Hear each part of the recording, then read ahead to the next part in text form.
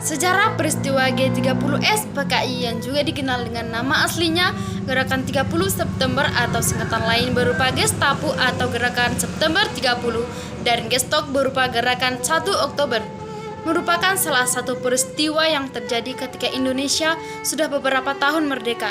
Sesuai namanya, peristiwa ini terjadi pada tanggal 30 September 1965 malam hari. Hingga esok harinya, di mana ada pembunuhan 7 perwira tinggi militer dalam sebuah kudeta. Usaha yang akhirnya gagal kemudian dijatuhkan dalam anggota PKI yang saat itu sedang dalam kondisi kuat. Mereka dinilai amat dekat dengan Presiden Indonesia saat itu.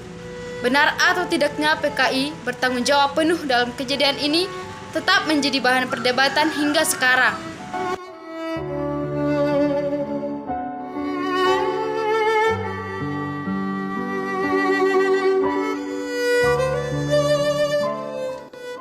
Sebelum terjadinya peristiwa G30 SPKI, PKI tercatat sebagai partai komunis yang paling besar di dunia, tanpa menghitung partai komunis di Uni Soviet dan Tiongkok.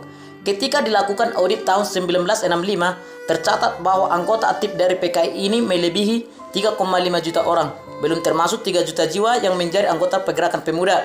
Selain itu, PKI juga memiliki kontrol penuh akan pergerakan buruh, menambahkan 3,5 juta jiwa di bawah pengaruhnya.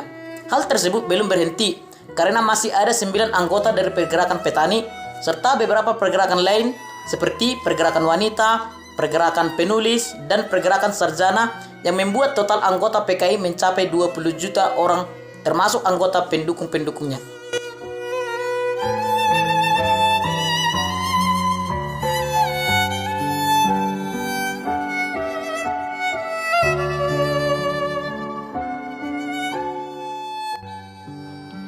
Yang membuat masyarakat mencurigai bahwa PKI adalah dalang dibalik terjadinya Gerakan 30 September 1965, di mana saat itu parlemen dibubarkan dan Soekarno menetapkan bahwa konstitusi ada di bawah dekret presiden dengan PKI berdiri di belakang memberikan dukungan penuh.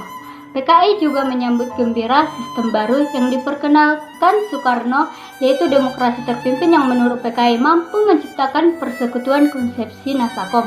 Pada masa demokrasi terpimpin ini, sayangnya kolaborasi pimpinan PKI dengan kaum borjuis yang ada di Indonesia gagal menekankan pergerakan independen dari buruh dan petani, menyebabkan banyak masalah yang tidak terselesaikan di bidang politik dan ekonomi.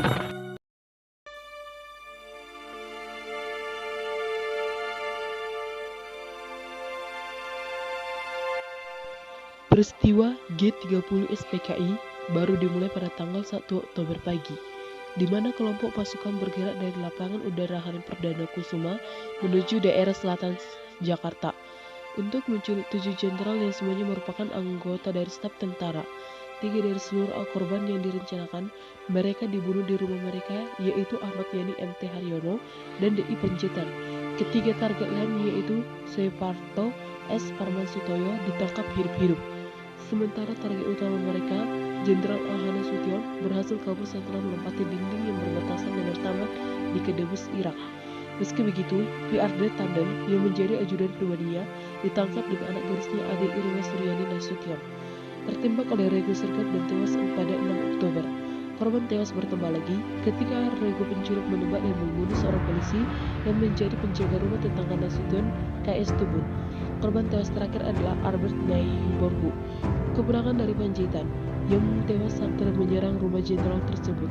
Mayat dan jenderal yang masih hidup kemudian dibawa ke lubang buaya dan semua dibunuh serta mayatnya dibuang di sumur dekat markas tersebut.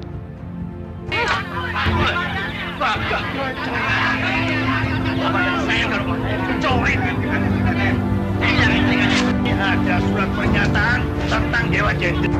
Ada.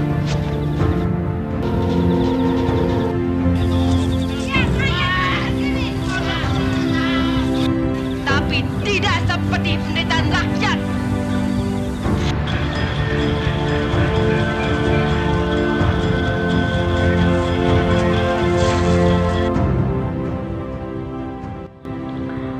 Ketika matahari mulai terbit, sekitar 2.000 pasukan diturunkan untuk menduduki tempat yang sekarang dikenal sebagai Lapangan Merdeka, sebuah taman yang ada di Monas. Meski begitu, mereka tidak berhasil mendudukan bagian timur dari area ini karena pada saat itu merupakan daerah markas Kostrad yang dipimpin Soeharto. Pada jam 7 pagi, RRI menyiarkan pesan yang berasal dari Untung Syamsuri, Komandan Cakrabiwa, Regimen Penjaga Presiden, bahwa gerakan 30 September telah berhasil mengambil alih beberapa lokasi strategis di Jakarta dengan bantuan anggota militer lainnya. Mereka berkeras bahwa gerakan ini didukung Central Intelligence of America atau CIA yang bertujuan untuk menurunkan Soekarno dari posisinya. Yang menuliskan tinta kegagalan dalam sejarah gerakan 30 SPKI kemungkinan besar adalah karena mereka melewatkan Soekarno yang mereka kira diam di dalam dan bukan tokoh politik pada masa itu.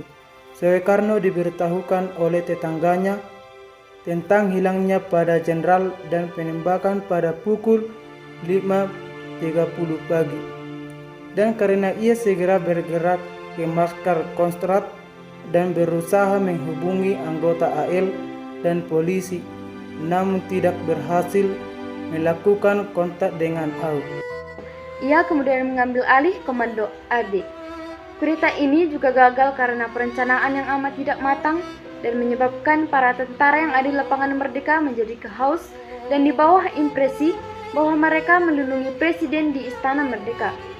Soeharto juga berhasil memujuk kedua batalion pasukan kudeta untuk menyerah, dimulai dari pasukan Brawijaya yang masuk ke area markas Kostrad dan kemudian pasukan Diponegoro yang kabur kembali ke Halim. G30 SPKI baru berakhir pada pukul 19.00. Pasukan yang dipimpin Soeharto berhasil mengambil kembali kontrol atas semua fasilitas yang direbut oleh gerakan 30 September. Ketika sudah berkumpul bersama Nasution pada pukul 21.00, Soeharto mengumumkan bahwa ia sekarang mengambil alih tentara dan akan berusaha menghancurkan pasukan kontra-revolusioner dan menyelamatkan Soekarno. Ia kemudian melayangkan ultimatum lagi, yang kali ini ditujukan kepada pasukan yang meninggalkan Halim dan tiba di istana presiden lainnya yang berada di Bogor. Untuk jasad ke-7 orang yang dibunuh dan dibuang di lubang buaya sendiri baru ditemukan pada tanggal 3 Oktober dan dikuburkan secara layak pada tanggal 5 Oktober.